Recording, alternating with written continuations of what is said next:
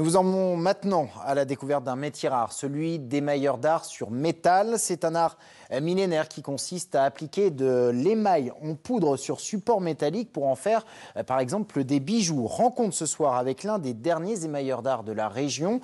Une affaire de famille pour Florence Closset. Reportage signé Isabelle Racine, Julien Bernier et Delphine Vandal-Morin.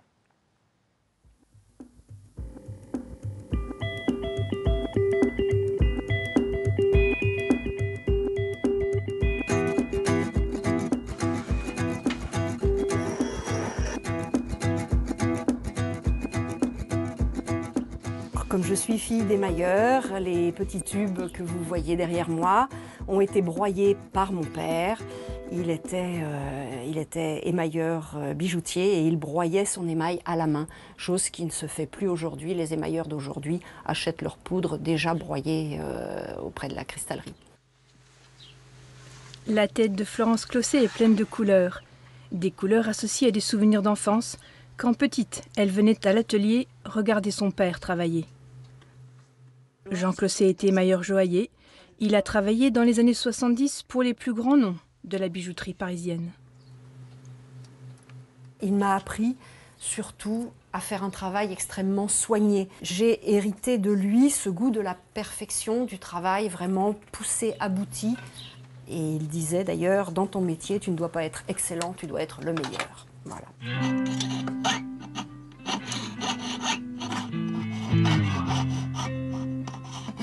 Très vite pourtant, Florence veut mener son propre chemin. Elle s'éloigne des émaux, fait de la céramique. Il y a 10 ans, elle décide de reprendre le flambeau et obtient un diplôme d'émailleur d'art. Jusqu'à la mort de son père, elle va travailler à ses côtés. Elle se spécialise dans le champ levé, une technique qui a plus de 1000 ans et que seule en France, une poignée d'émailleurs maîtrisent. Je vais travailler l'Indien en champ levé. La silhouette en a été découpée. J'ai préparé mon dessin avec un vernis graveur sur ma plaque de cuivre qui a été ensuite mordue dans un acide pour réserver des cavités. Et ces cavités vont ensuite recevoir l'émail. L'émail, c'est un matériau millénaire. C'est un art qui s'est pratiqué durant des siècles avec une esthétique que l'on trouve aujourd'hui désuète. Et mon idée, c'est que pour redonner une deuxième vie à cet art de l'émail, il faut en faire une interprétation graphique moderne.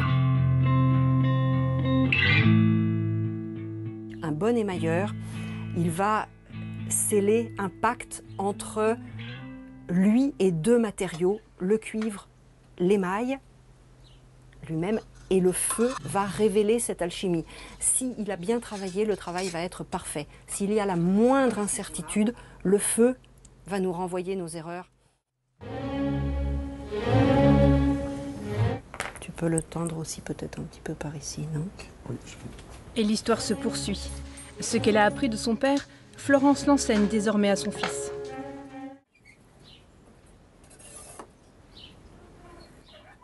J'ai reçu tellement de mon père que ça me fait... C'est pratiquement un chemin obligé de transmettre à mon fils, ouais, tout à fait. C'est un atelier qui a la chance de posséder des émaux anciens et des gestes anciens, et donc je pense que c'est bien de les transmettre. Car le métier se perd. Il reste une centaine d'émailleurs en France. Il m'a dit un jour, ma mort va précipiter un peu plus la disparition de ce métier. Chaque émailleur qui meurt, c'est le métier qui s'éteint. Ça, c'était quelque chose qui lui pesait beaucoup.